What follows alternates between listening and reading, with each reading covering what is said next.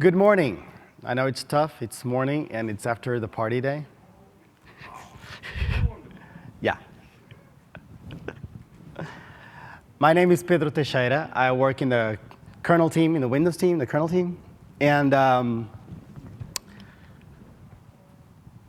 Windows 7 was my idea.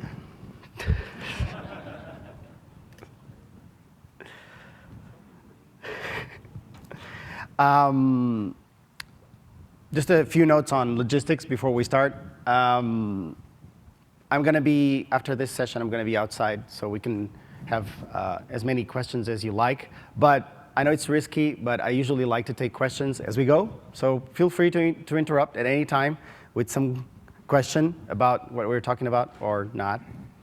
I have a lot of contents to talk about, so don't take me wrong if I try to speed up during, if we take too many questions.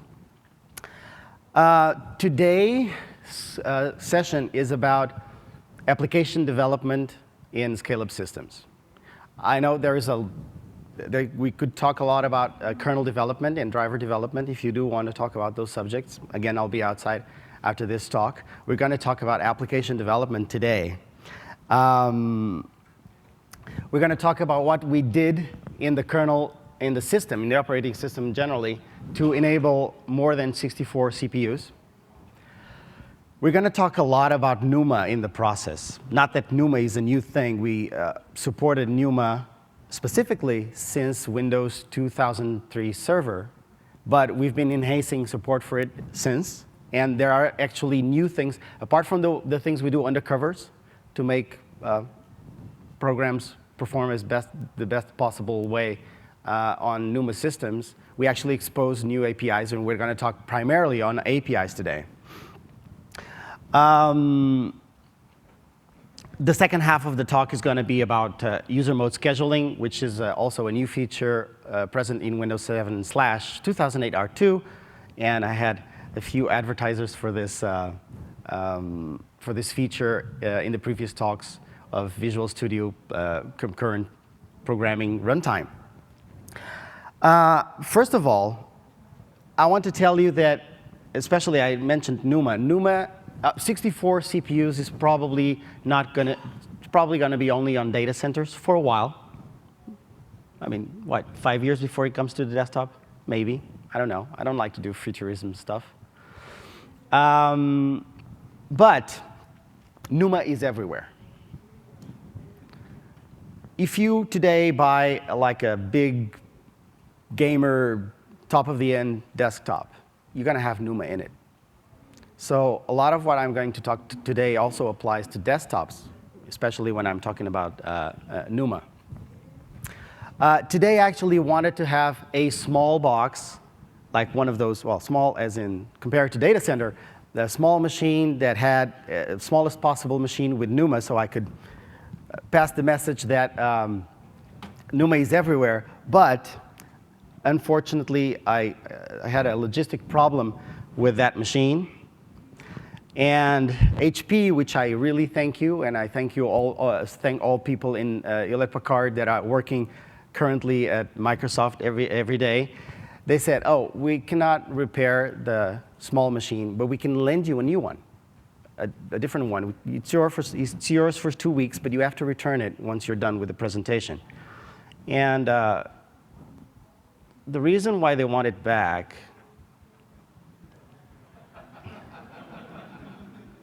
come on, network. This machine is not here.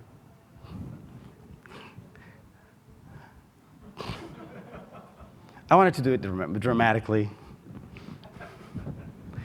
because it has the maximum amount of logical CPUs that Windows 7/2008 R2 support today. Anyone cares to count? 256.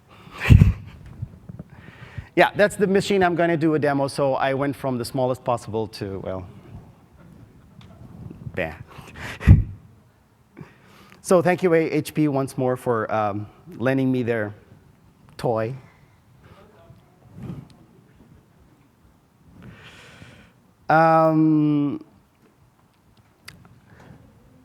what I want to say, first and foremost, about 64 CPUs and more than 64 CPUs is that it is, first and foremost, an application compatibility problem. Of course, we had to do a lot of stuff. We had to break some locks. We had to be clever about scheduling. Scheduling more than 64 is not the same as scheduling 32 or up to 64. We need to really be careful about not wasting a lot of time, being able to scale linearly on those levels. But it is, first and foremost, an application compatibility problem. Why? Because there was like one of the questions on the trivia about when first API. I'm sure they didn't have affinity APIs back then. But very early, when NT was introduced, we established a contract with applications. The CPUs are represented by a bit mask that has as the same bits as the native length of the CPU. You're in a 32-bit box. You have a bit mask of 32 bits. Each bit represents a CPU. When you set affinities, you do that. When you ask for what processors are present, you get that. If you're on a 64 box, it's 64 bits. Each bit has one processor. So we decided we didn't want to wait for the 128-bit CPU to support 128 CPUs, to support 128 CPUs in a box. So we had to solve the problem of a contract that we established. Well, how old is NT? I don't know. Well, the way we did this was, but the first thing we had to make sure is that we put an application that exists today and it uses Affinity or any kind of CPU management API, and it works on a machine with more than 64 cores without crashing horribly. And more, performing as best as possible for that machine. That was our first goal. And that means that all those APIs that return 64 bits, 1 bit per CPU, had to still work. The way we solved this was to create several 64 bits, each representing a CPU. And we made them grouped into, well, CPU groups. So if your application knows nothing about the new APIs that manage more than 64 cores, then you see 64. If it does, you can get the entire machine. But you'll never overrun when you ask for this affinity mask or something like that. So what we do, when a system that has more than 64 cores boots,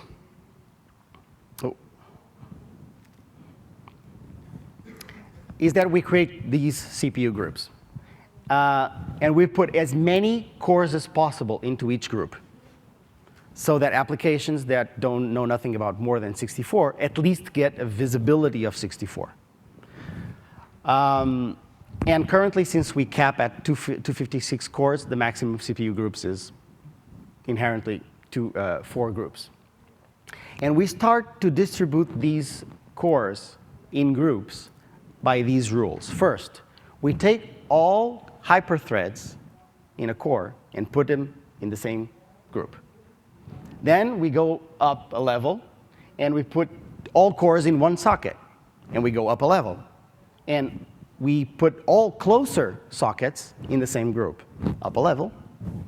All NUMA nodes that are closer, well, one NUMA node, and then closer NUMA nodes. So you're guaranteed that within one CPU group, your resources, your computational resources are as close as possible. You're not going to have one logical processor in group 0 that lives in Seattle and one in the same group a CPU that lives in New York.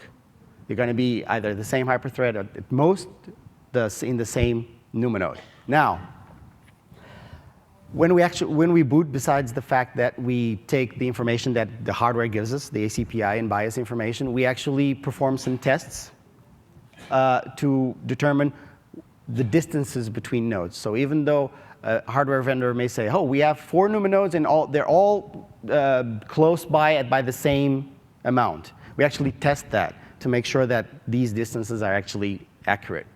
And we make our own map of distances based on the hardware information, sure, but we build on top of that. If by any chance, and this is very unlikely, that one NUMA node size exceeds 64 cores, we break the NUMA node in two. Again, it's not very typical today. It's probably not going to be very typical in a long time, because NUMA was exactly invented to solve that problem, a lot of CPUs. But if it exists, if you have a machine that has a NUMA node that is bigger than 64 cores, we'll split that and create the illusion that those are actually two NUMA nodes. So you know that one NUMA node is always contained, from the application perspective, one NUMA node is always contained in one group.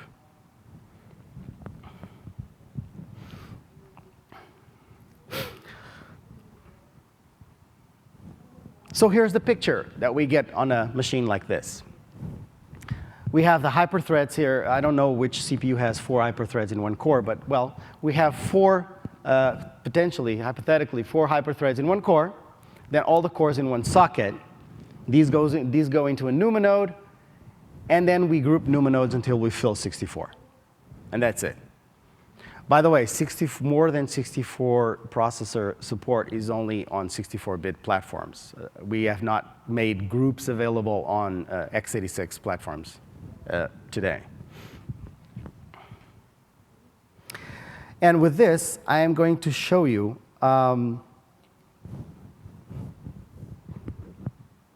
if possible, so many cores, and yet so far away.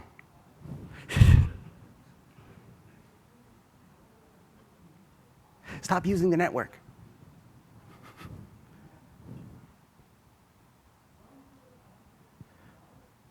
When it comes to life,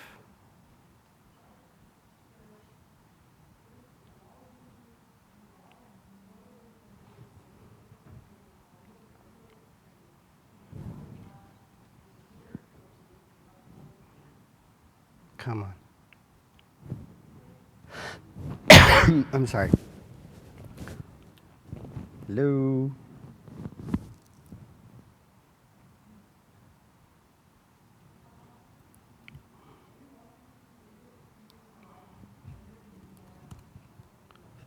Two days of good network. What happened today?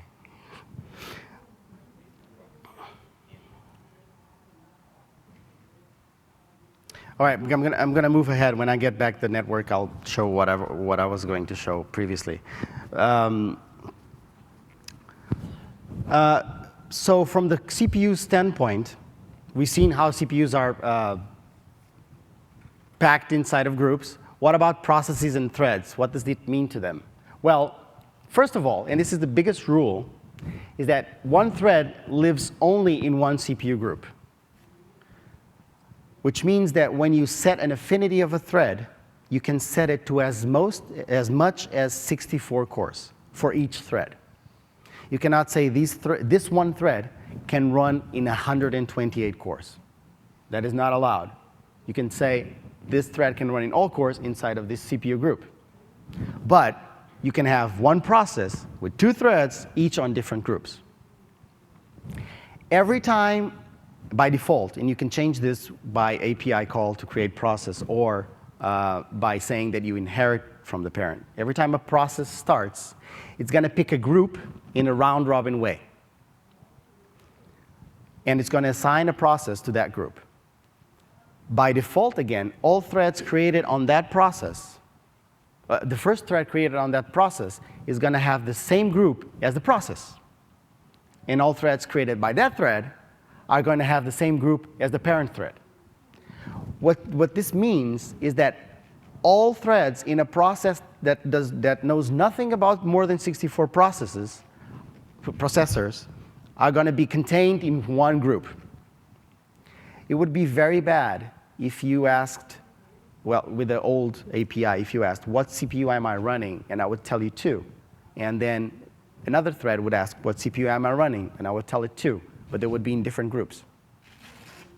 And now you can assume, oh, these threads are running in the same CPU, I can do some stuff. And they were actually running different CPUs. So by default, what we do is If you start an application, everything's going to run in one group. But you can change that. And the way you change that is by using the new Affinity APIs. First of all, you can call create remote thread EX, passing a parameter that specifies the affinity right on thread creation. You have performance benefits of using this choice. Or you can, as before, create a thread, and that thread then calls on itself, on another thread handle, set thread group affinity. And when you do this, you pass a group number and an affinity mask, the same size as before, 64 bits. So you can say run on that CPU on that group, or run on this set of CPUs on that group. Again, you can never say run on these plural core, groups.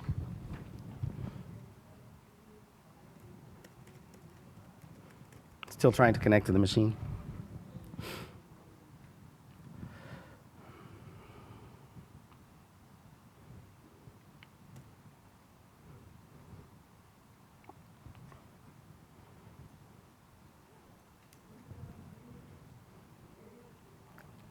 Yes.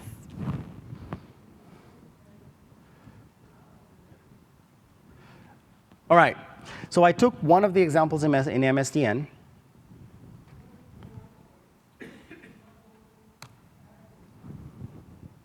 That kind of prints all the proximity information that is in the system that we provide for applications, and I've made a graphic out of it.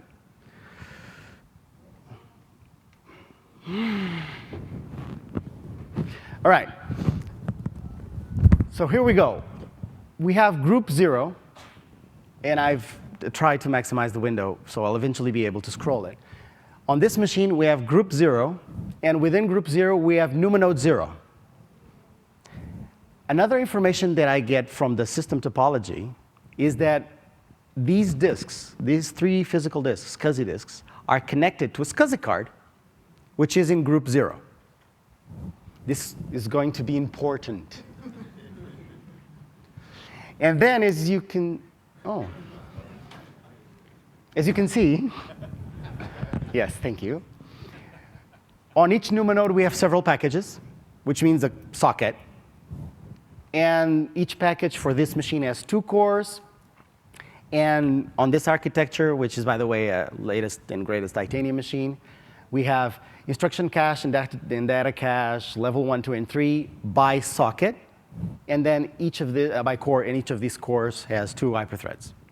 So we get this all of this information. Wrong machine.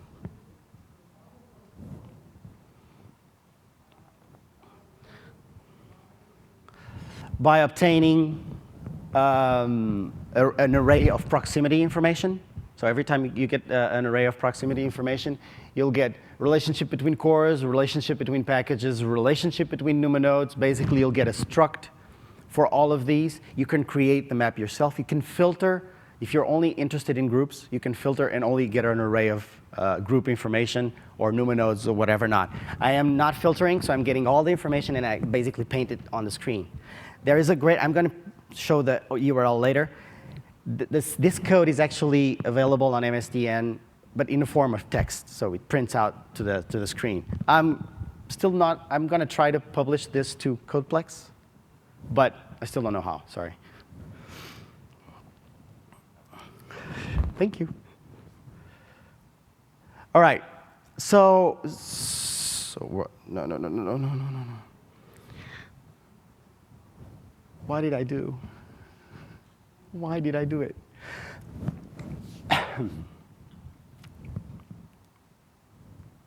It was running so fine yesterday. Damn.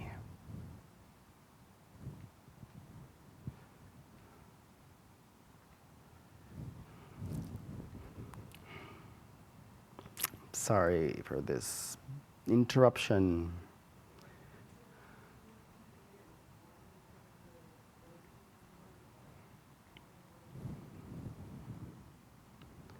All of this because US Airways didn't allow me to bring the machine in my carry-on.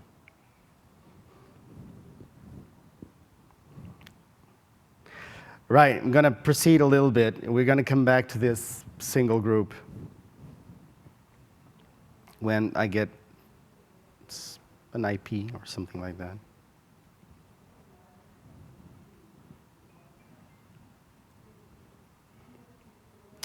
So what means, well, what these rules means is that your application, if it does not adapt to this new world, if you're a single process, you're going to use as much as 64 cores in one of these machines. 2 processes, 2 cores, 2 groups, sorry.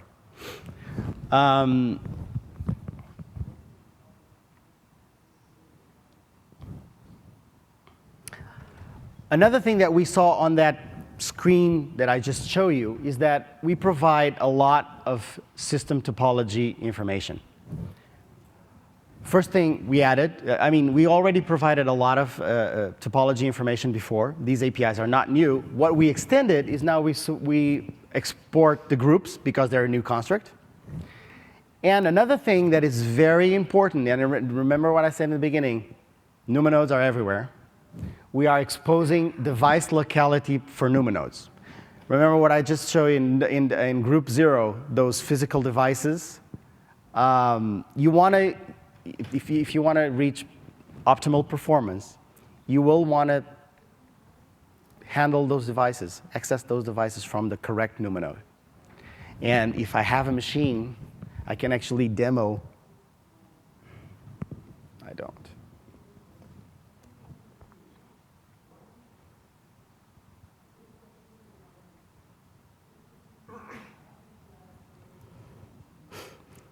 So, because some devices may be connected to all NUMA nodes. For example, in this Itanium machine that I was showing, the USB is equally distant from all NUMA nodes. So if you're connecting a USB drive, it's going to be equally distant.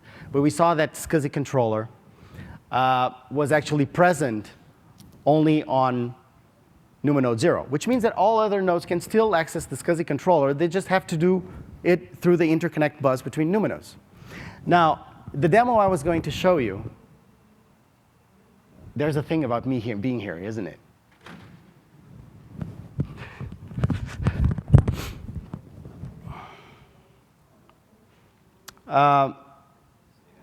Stay down, yeah. The demo I was or will about to show you, I don't know at this point, is if I access, it's just a simple program. It opens a file. I choose which NUMA node I'm going to run.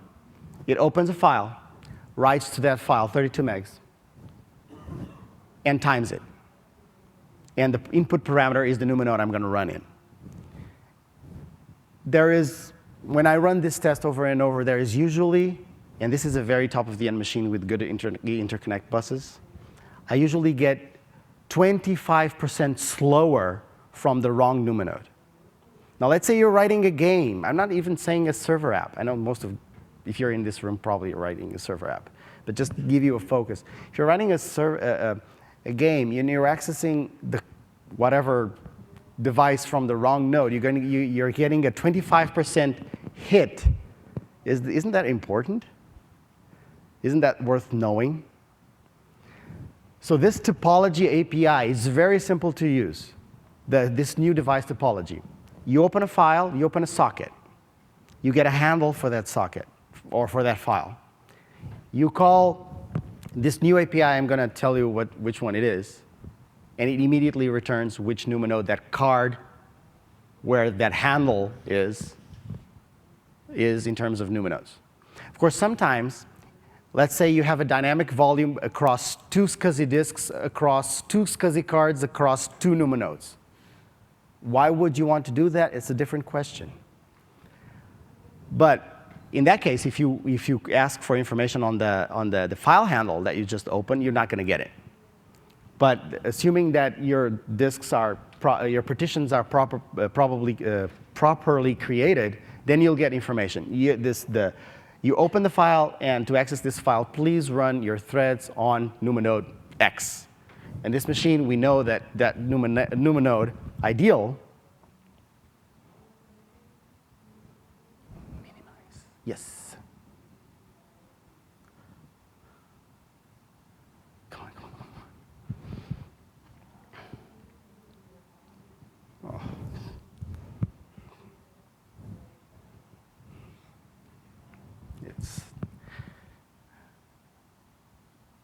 this one.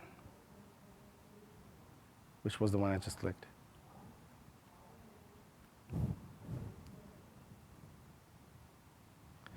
All right.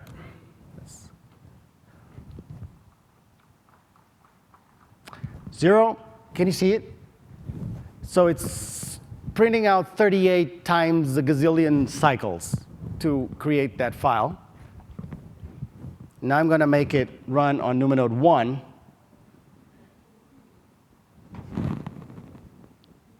Suffering, pain.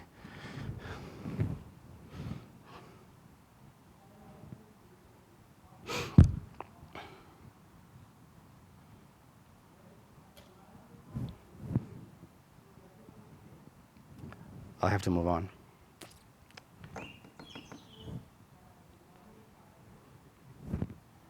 This was not the machine.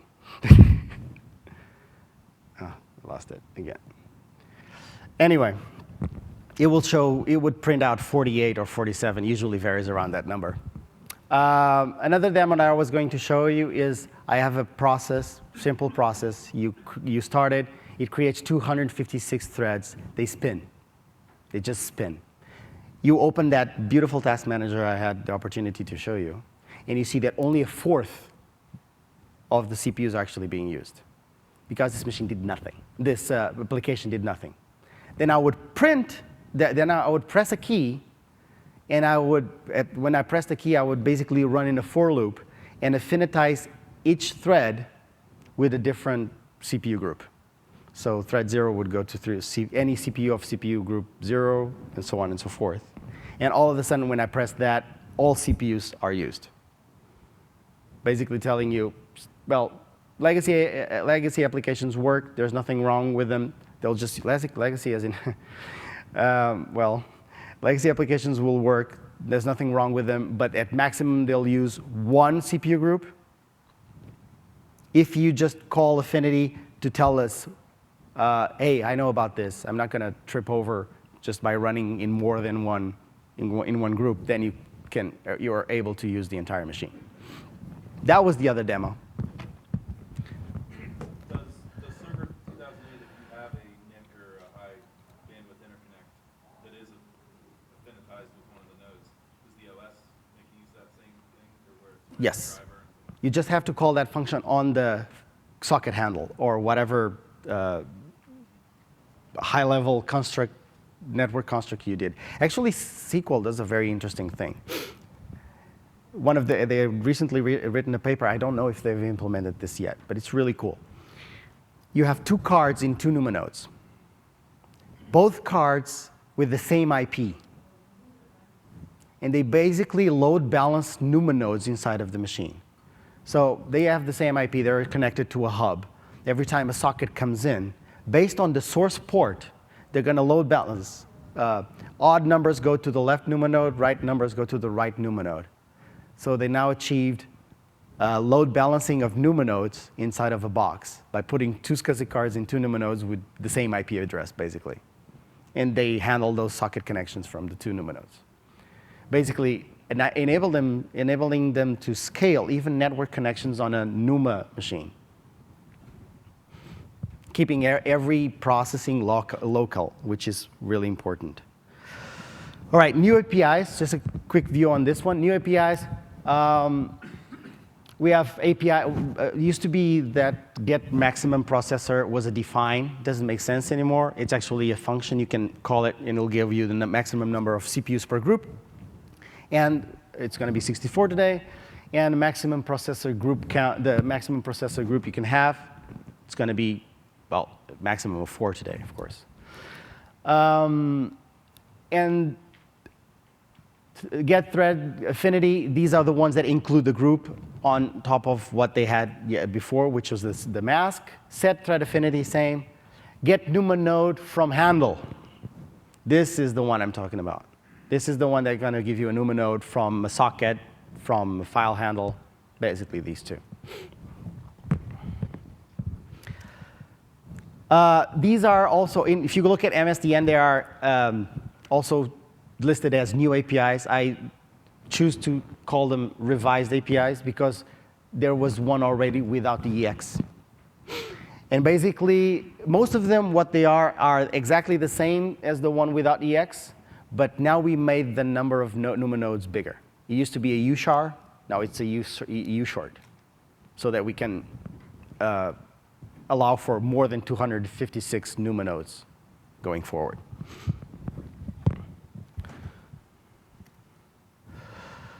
Right. I may still go back to the demos if everything goes well.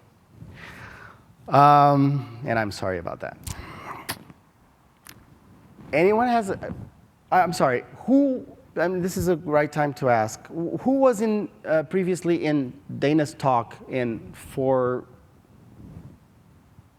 But I would say about half of the room. Cool. Anyone has questions about how the number of cores is increasing? I don't see anyone.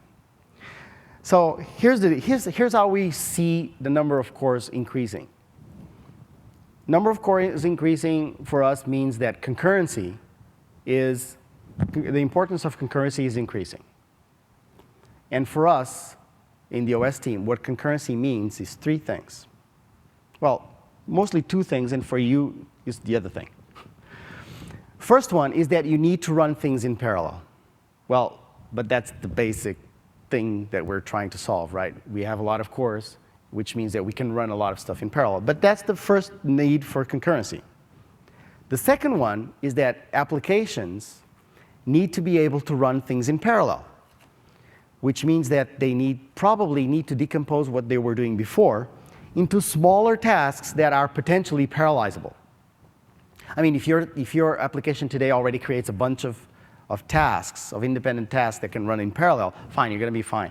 But if today most applications will create a GUI thread and a worker thread and probably another worker thread, I mean, unless they get those tasks decomposed further, they cannot use 256 cores for that application.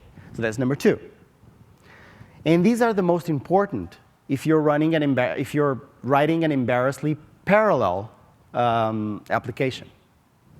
With everything can run in parallel without communicating, without synchronizing.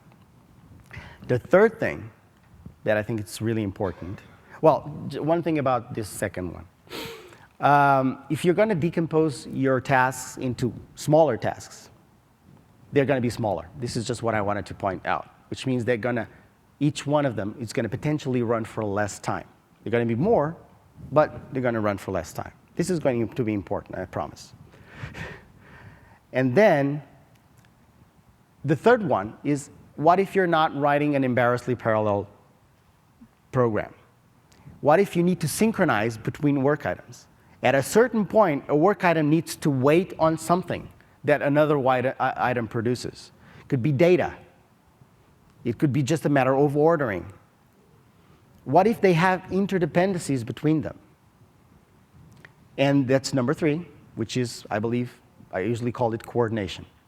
And that includes what you would do today with events, with semaphores, critical regions, whatever not. So these three things, I believe, are concurrency. Now, if the coordination for threads, I think it's appropriate. The time it takes to perform coordination with the set of APIs that we support for the kernel, based on the time that you usually programmed on threads, was appropriate. But if you're starting to decompose your program into finer and finer and finer tasks, and you get to a point where a task takes, I don't know, 1,000 cycles, and you're going to take a call, which is, for example, set event, signal and wait event, and that call is going to take 2,600 cycles, then pretty much 2/3 of your application time are spent in the kernel. That's not, I mean, I don't know, probably not ideal. So that's why we decided to implement this thing called user mode scheduling. First thing we wanted to do on user mode scheduling was to enable people to write their own scheduler primitives all in user mode. Allow people to write their implementation of events, of semaphores, of critical regions, of read or write or lock in user mode without going into the kernel. allowing them to be more efficient at that, at least runtimes to do that.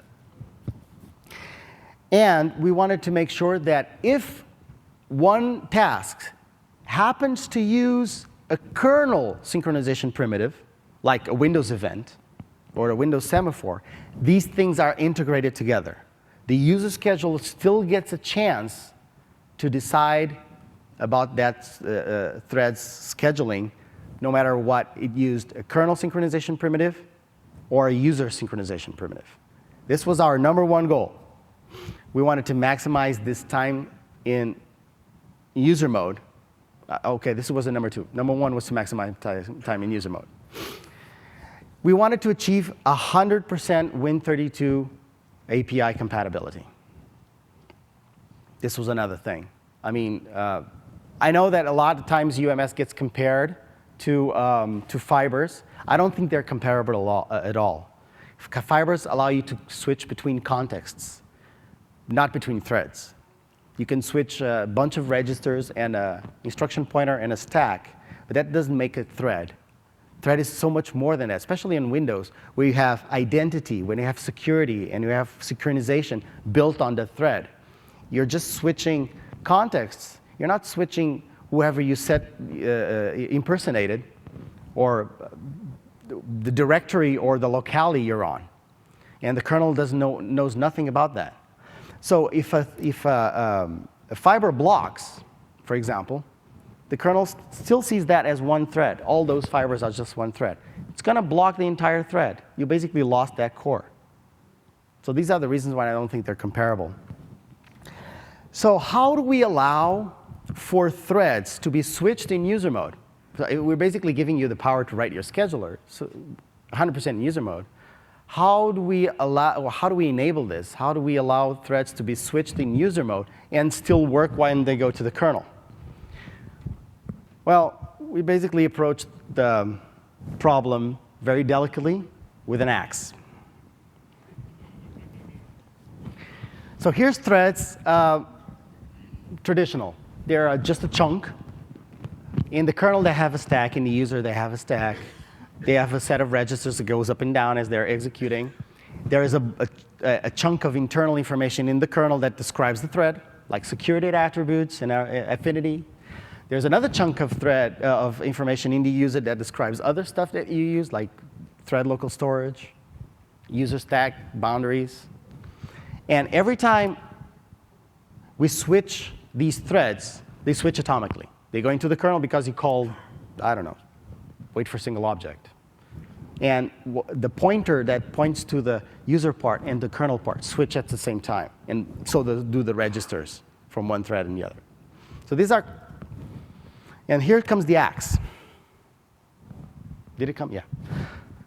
We basically split these threads in two. We have a user part and a kernel part. And we basically implemented functionality that allows these to be switched in separate. Or if you want to use another expression, lazily switched. So when you're in user mode, we allow you to switch back and forth the user part. If you're in user mode, the information that is in the kernel is not important. You're not there. So you switch user part back and forth, which means that you're switching the registers, yes, the stack, yes, and also all the meta information, user meta information that describes that thread. So if you call any user mode API, you're pretty much in the same place. You're a real thread. If you go into the kernel, well, then we basically told a lie, right? When you go into the kernel, we have to make things right. So if we go into the kernel, we then make, at that point, the threads match. And then you continue to execute. So yes, there is a hiccup when you go into the kernel. We have to perform a thread switch at that point. But again, when you enter the kernel, we switch them back, which means that whatever information that is in the kernel that refers to that thread is correct again, like your identity, your affinity, your priority. So this is from the approach perspective. This is from the architecture perspective. And the UMS is this. There is no more than UMS. I mean, it's going to describe everything, hopefully. Some things that are here, we provide. Other things that are here, you have to write. First thing we introduce is scheduler threads. Scheduler threads are our representation of cores. So you create scheduler threads to represent cores. You would usually, not necessarily, but usually create one scheduler thread per core you want to use. These are the threads that will actually decide who to run next. They work kind of an interruption. When you create a scheduler thread, you pass in a pointer to a function, which is a callback. Every time the user scheduler is called to action, activated, if you will. I don't like to use the word activated. Every company that used the kernel activation paradigm went out of business. So every time the kernel scheduler is executed, it's going to start from the top of that callback and give you information about what happened. You will decide what to do next and execute the worker thread. And these worker threads are what in the user mode scheduler world are threads. Both of them are, from the kernel perspective, full threads. So you're not saving memory. You're just saving cycles in this, potentially. So you started your application. You have 2 cores, and you created 2 scheduler threads. They start, when you create them, they start at the top of the scheduler procedure that you passed in. And one of the parameters there is, why were you called?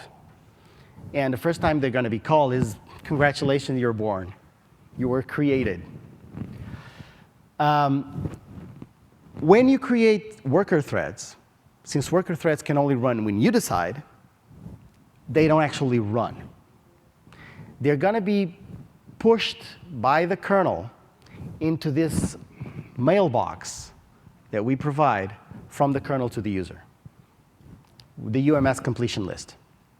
So in this case, I created 4 worker threads. They did not run. They simply popped into this UMS completion list. And they're there. First thing, and this basically introduces all parts of the UMS. On top right, scheduler ready list. This is your construct. Everyone can write a scheduler as well as they want, but this is a hypothetical ready list, a list of ready threads, user threads, that you implement on your own scheduler. So it's your thing. We know nothing about it. First thing a scheduler should do when it executes, always should pop those worker threads from the UMS completion list and put them into the ready list. Every time it should do that. That's the first thing. And then it should go ahead and execute the logic behind the scheduler. In this case, I'm just implementing a very simple scheduler. And what I'm going to do is each of these scheduler threads is going to pop an item out of the ready list. I'm assuming absolutely no priority information in here. And it's going to execute those. When a scheduler calls execute UMS thread on a worker thread, the context of the scheduler is lost forever. As I said, these work as a callback, right? So it starts from the beginning, knows nothing about the past. Only thing it knows is whatever you have in global variables or thread local storage, which you are free to use, or the parameters that we pass in. You go ahead to your data structures, you decide who to run next, you execute it, all that is destroyed. It works as an interrupt, basically. All right, now you're running. Now, the first thing that could happen, I'm going to try to cover all possible cycles here, but the first thing that could happen is that this thread could yield. Yield, for me, everyone could have a different opinion. Dana has his own, possibly. Yield, for me, is the single most important function of UMS. because it's on top of yield that you are going to implement your own synchronization primitives. Let's say that this worker thread called my library wait. What that library should do is create information, potentially on the stack, saying, I'm going to wait on this my library event, and then yield with the information that it's waiting on that event. The scheduler is going to wake up. Again, hi. And it's going to receive the information saying this worker that I'm passing as a parameter yielded. And you're going to take that parameter that the yield function received, and you're going to say, oh, for me, this yield parameter means that this guy is waiting on my library event. Right? So what I'm going to do is put it into my wait list for that event. And now the scheduler has to do is, what am I going to run next? All right, there's a worker 3, really nice to run. And we're back running again. So this happened all in user mode. You just performed a wait operation in user mode. Took you, I mean, from the UMS perspective, took you a couple of hundred cycles instead of 2,000. And now, let's assume that this worker is going to perform a system call. It's going in the kernel.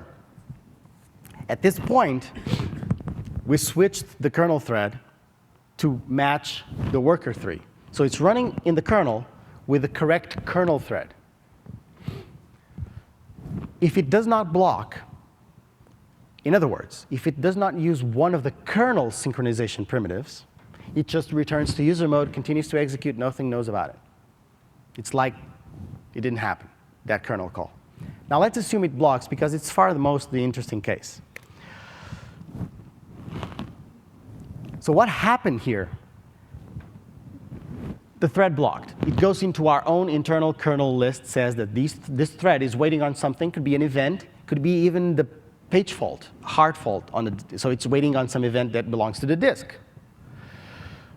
Scheduler gets activated. And now it says reason block, which is basically the same thing as yield, but now it's telling you the kernel yielded, not the user. So this is the point where we integrate user synchronizations with kernel synchronizations. The same thing happens. You get control back immediately on your scheduler. You get to decide who to runs next. You can basically do the same decisions that you do with user synchronization and kernel synchronization. We brought them together and delivered to your scheduler. Now, first thing that the scheduler should do is,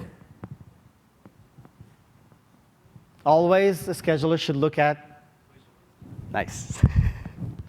It's empty. So nothing to do there. Good. I wish I had T-shirts to give away, something like that. And starts running worker 4. Fine, we're running again. Now let's assume that later in time, worker 3 unblocks. Could be that the hard page fault was resolved. It could be that you just called sleep 10 seconds, and I just went over it. A lot. What the kernel is going to do is not going to let worker 3 run again, because we just told you in your scheduler that worker 3 stopped running, yielded CPU. So we're not going to kick that worker 3 back into user mode and say, hey, continue to run. What we're going to do is put it in the completion list. And this is basically where you pick up worker threads that are either born, well, we saw that in the beginning, or that have just resumed from a blocking operation. And in the process, we gave you the CPU back. So right. And we're still running worker 4 and worker 2. Now let's complete this picture. Let's assume that worker 2 yields with reason, scheduler on core 2, is activated with information that worker 2 yielded. Fine. And let's assume that you called your library set event on the event that worker 1 was waiting for. So this is where you resolve the rest, right? What you have to do on the schedule right now is at least put worker 1 on the ready list. If you decide, you can actually put worker 1 on the execution list right away, execute it right away, and put worker 2 instead on the ready list. You can decide that. What is more important to you? Do you have information to make that decision? But basically, right now, you know that you have 2 ready threads. You've implemented your set event or release lock 100% in user mode. What should a scheduler do when it wakes up? First thing.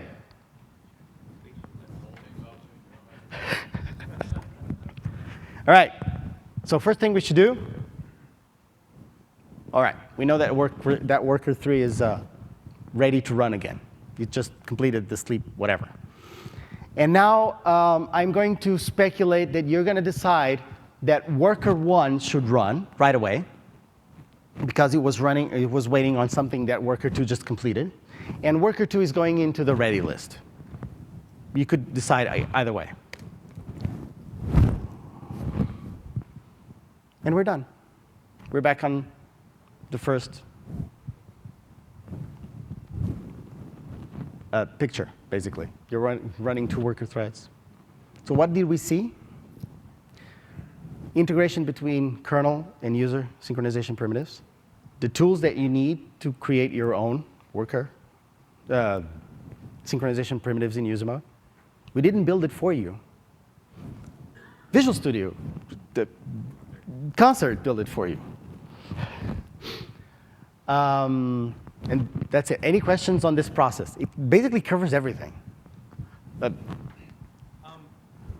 say that the user mode scheduling had a pretty big quantum. Like any given work thing might take 5 seconds before you took something off the UMS completion list. Is that putting any burden on the system or the kernel? Not really. Making a big deal about getting it out of there. You don't have to. Actually, I said the first thing it should do, you don't have to. It's not any burden. That list is maintained in user mode. And the fact that one item is on that list allocates absolutely not a single 1 byte more than out of it. And if you're already using your cores, your entire set of cores, then you're not losing anything. But no, you can decide not to go into the completion list. I think actually Concert sometimes decides not to. Or does it? And then does the pocket thing? What should the scheduler do if it doesn't have any work in the ready list? Oh, very good question. The function that, you can do 2 things. The function that pops things out of the completion list, and there's a note here, pop all. We only provide pop all. The order of these things doesn't matter anyway. And we solve a lot of performance problems by doing pop all. Allows you to pass a timeout parameter. If you put infinity and beyond, you'll wait.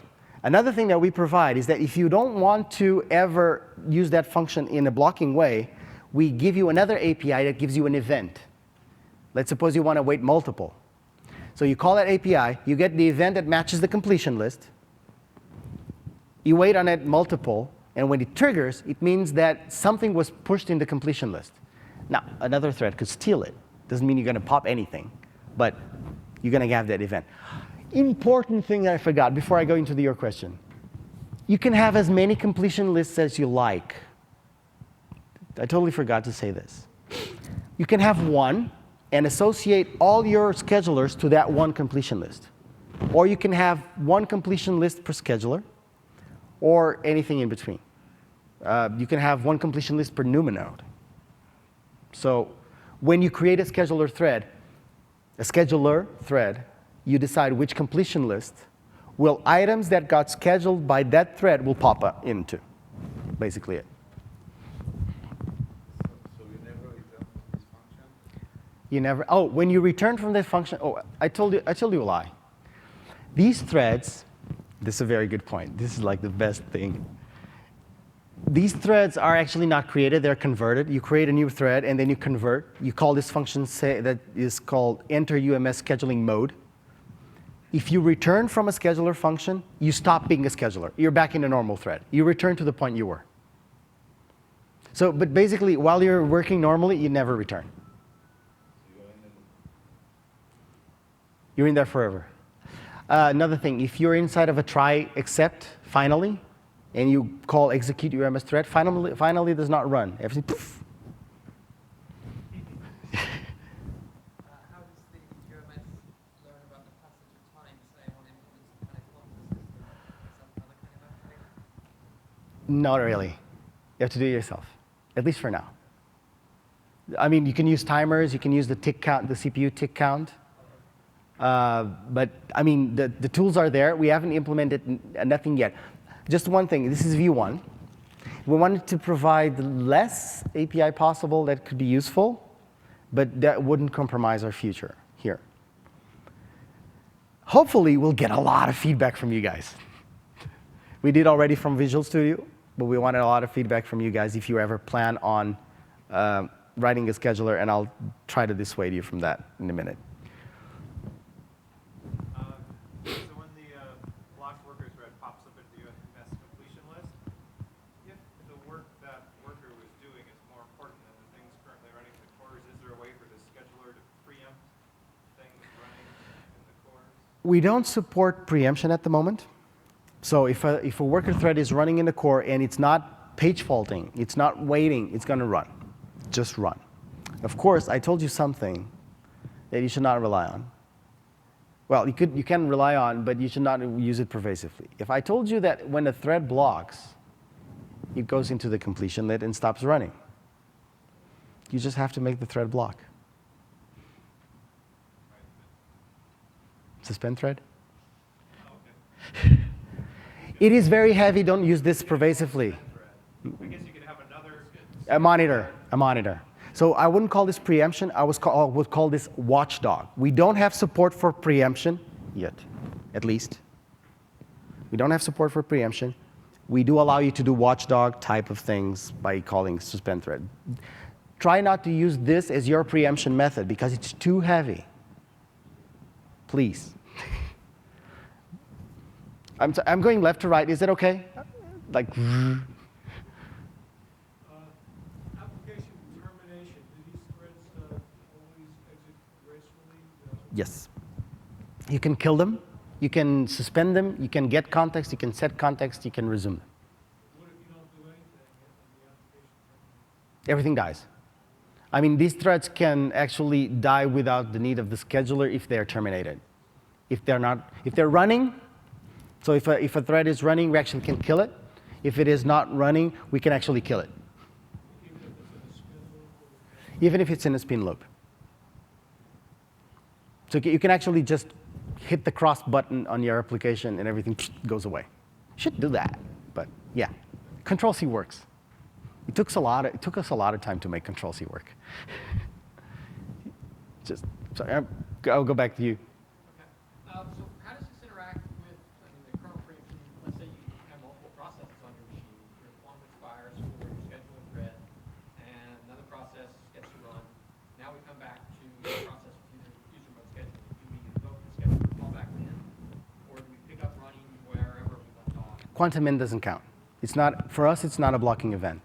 So if you're over schedule and Outlook decided to run on top of you, when you run back again, nothing happens. Unless Outlook took the page that you were using and you're now page faulting, and then in that case, yes. But I mean, this occurs between this bubble, it's your OS, but from outside, it's just normal NT threads. They're going to have quantum, they're going to expire, they're going to be replaced by other threads in potentially the same process, potentially other processes. Do I get any of the NUMA magic just by recompiling in Visual Studio 2010, or do I have to do code changes? So we get some.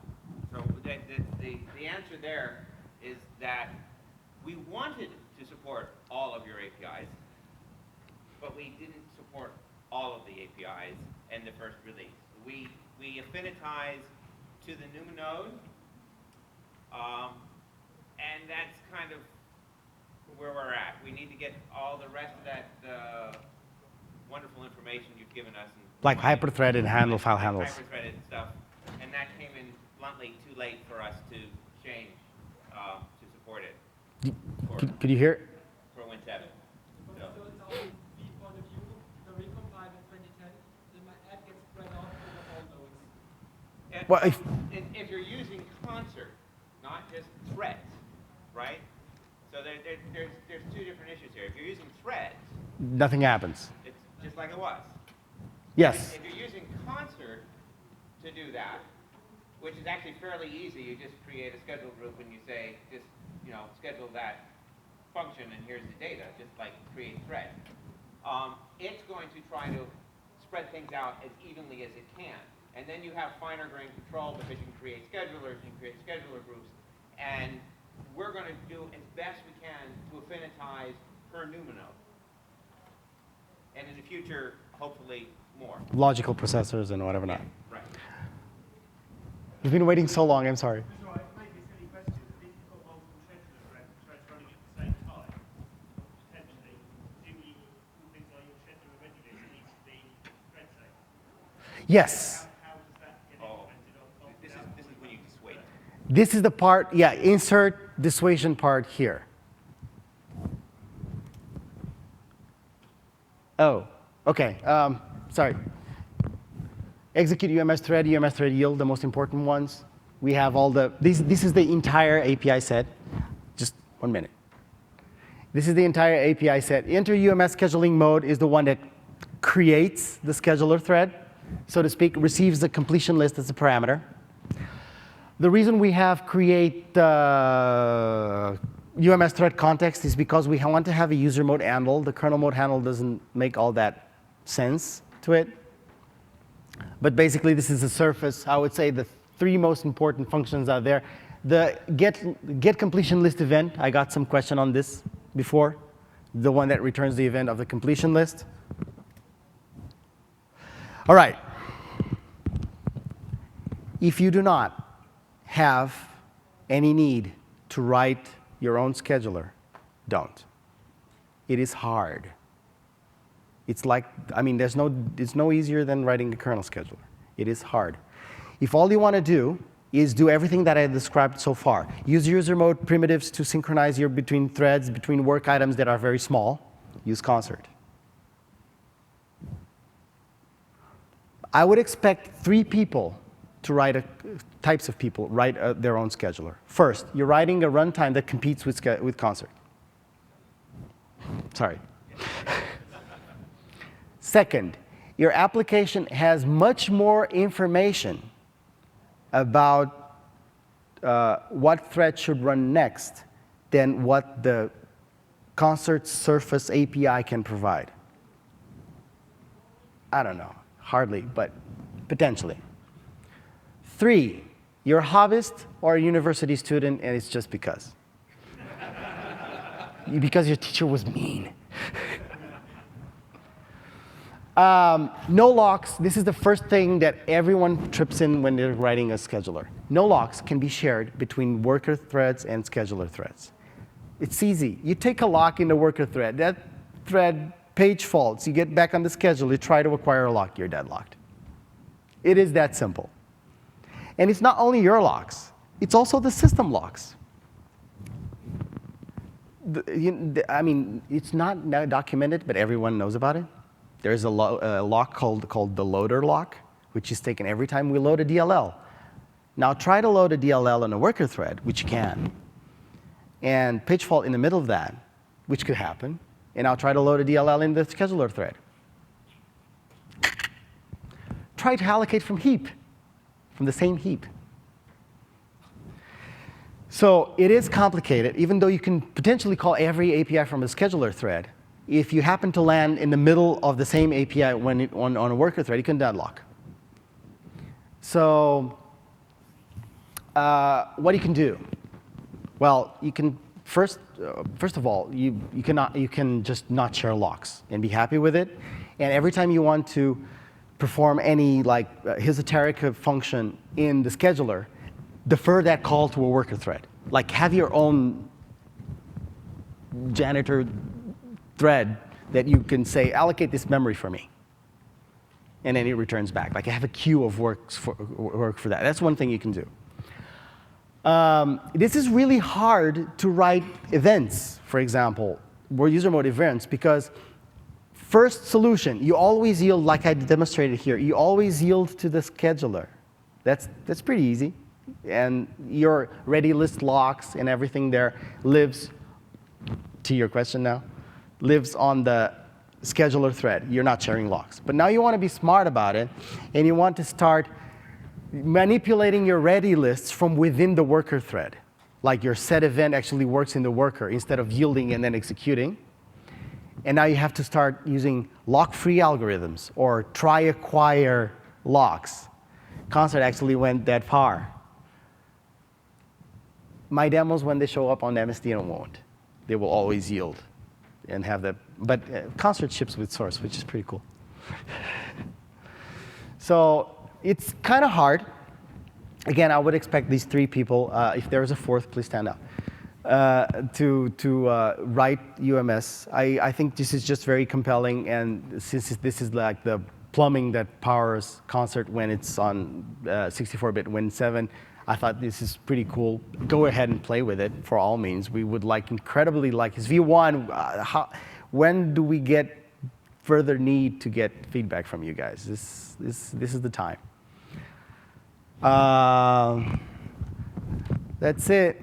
I'm sorry my Superdome was nothing but almost like a few frames.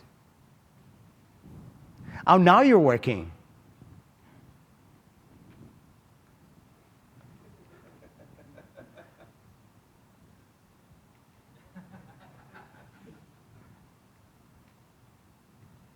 Yeah, and it's actually working good. So I can run the other guys, 48 cycles, here you go. Group affinity, I can show you that I'm only using group number 2. See there? I started an application that creates 256 threads, and I did nothing about the affinity.